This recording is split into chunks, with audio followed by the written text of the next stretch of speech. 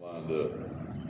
So there's several things I'm looking for. The side shot probably tells you the most. But as a long snapper, this is the only time that I can think of in football where your heels are going to stay on the ground. Usually you're kind of on the ball of your foot, getting ready to move. This one you're flat-footed, okay? So it looks like right there you're about lined up, ready to go. So I'm going to grab that pencil so I can draw a little bit, okay? So the first thing I'm looking for is, are your feet even? And right there, your right foot's dropped back just a little bit. And honestly, most of your stances in football have a drop foot unless you're a linebacker or something like that. So if I've got my feet staggered, what happens is one hand is going to finish slightly before the other, and it's going to push you to a side. And you had a couple of those. You know what I mean? I don't know if it's all because of that, but you could definitely get your feet squared up, okay? The next thing I'm looking for, where are my knees at?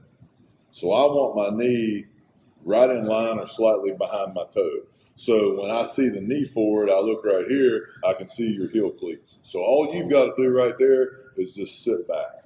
There's no big move to do. You just shift the weight back until your heel touches the ground, period. Okay? The next thing I'm looking for is the position of your rear end. It's actually pretty good. And then your back should be real flat. Now, I didn't say this out front, or on the field rather, but really what you want is to take your chin and act like you're holding a golf ball right here. So it's not like you're dropping your head down through and rounding your back. You're keeping everything in a line. So you just kind of look up and do like a double chin thing, okay? And that keeps your back real lined up.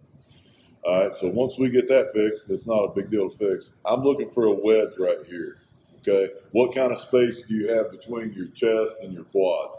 If your chest is up, if you think about a trap door, like you've probably seen in the movie, and the guy's standing there and they hit the button, boom, and the floor drops out, that's kind of what your upper body's going to do. That's your trap door to get between your legs, okay? So the bigger gap you've got right here, the better, okay?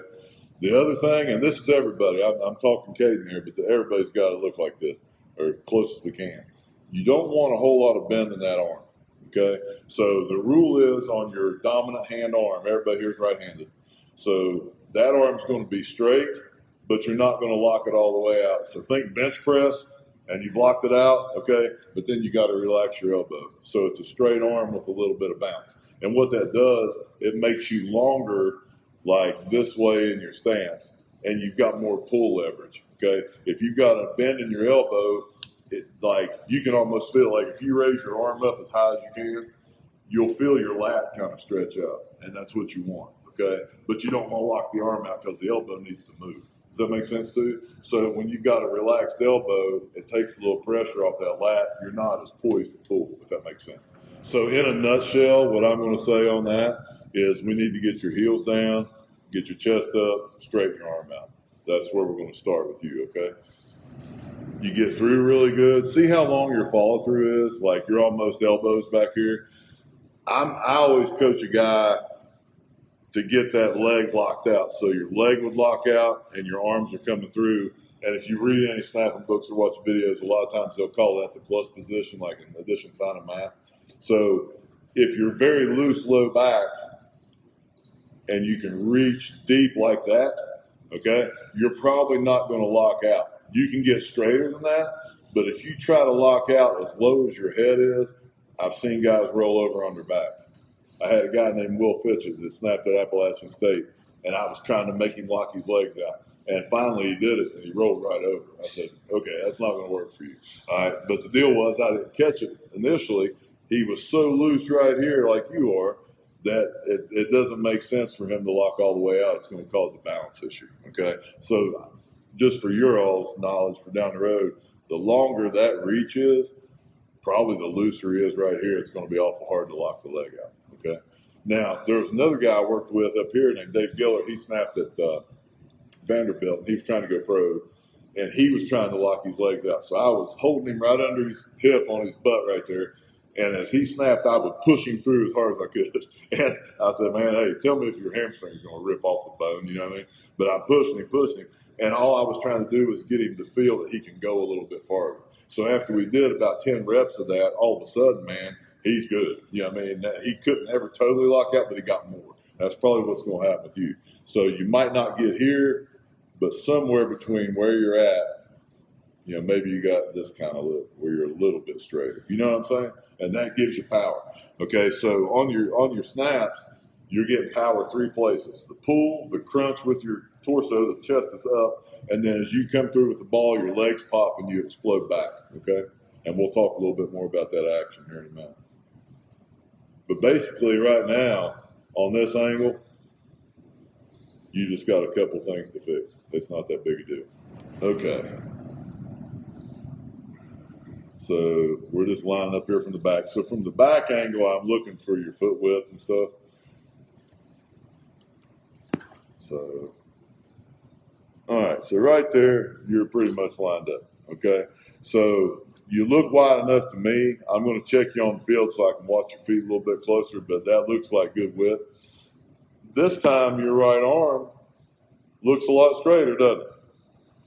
So I don't know if that's something we're doing different from this rep to that rep or what. This is the left elbow I was kind of describing a minute ago. He's got his right hand on the ball, and it's extended. The left hand is on top of the ball, so whatever the width of the football is, that's going to cause that left elbow to be a little bit more bent. So from right there, that lineup looks good to me. Now, you've got your whole head drop through, and again, that's the shirt thing, tucking your chin to your chest, which you probably never heard, and we'll work on that too. I probably won't be able to really see your face if you're lined up with your head the right way.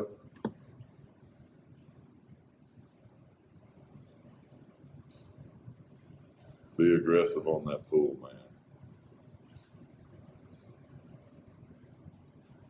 The chest up thing is really important for you because, like I said, you get power from the pull, crunching your torso down here.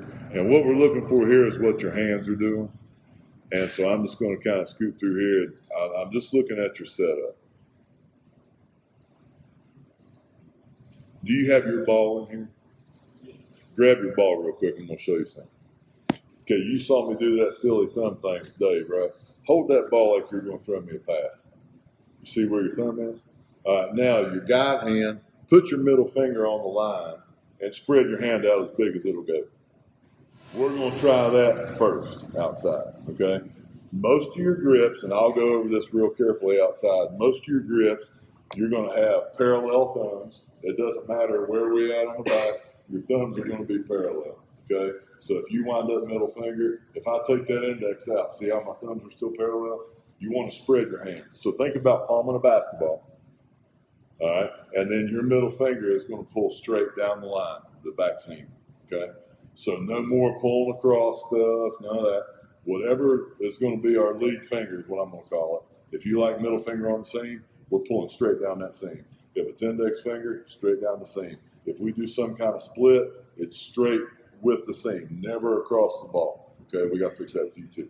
All right, but that we're going to try that first. Spread your hand out because right here you got a lazy thumb, so no real powerful grip, and this hand you're just laying on there, which probably feels okay.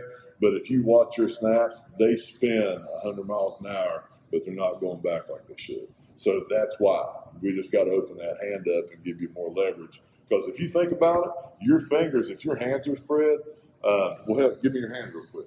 Just get your hand as big as you can. Feel what your fingers do right here. Give it a little pressure. Feel them flip off. Okay? And both of them do that. Usually it's going to feel like these two probably the most, but you'll feel a little flip. So if you've got your fingers strong, boy, you get leverage right there. You know what I mean? That's good. You get a lot of leverage right there. All right. But that's why I wanted this shot. Another good thing about this shot I like, and I don't do this one too often, but I like to see your delts, like what we stretch there in the morning, if those fit inside your knees. And that tells me right there that your knees are wide enough at the hip. So you're in a good spot to do this. So we fix your grip and you're good. All right? It's not a big deal, man. You got any questions for me? I thought you did pretty well with it.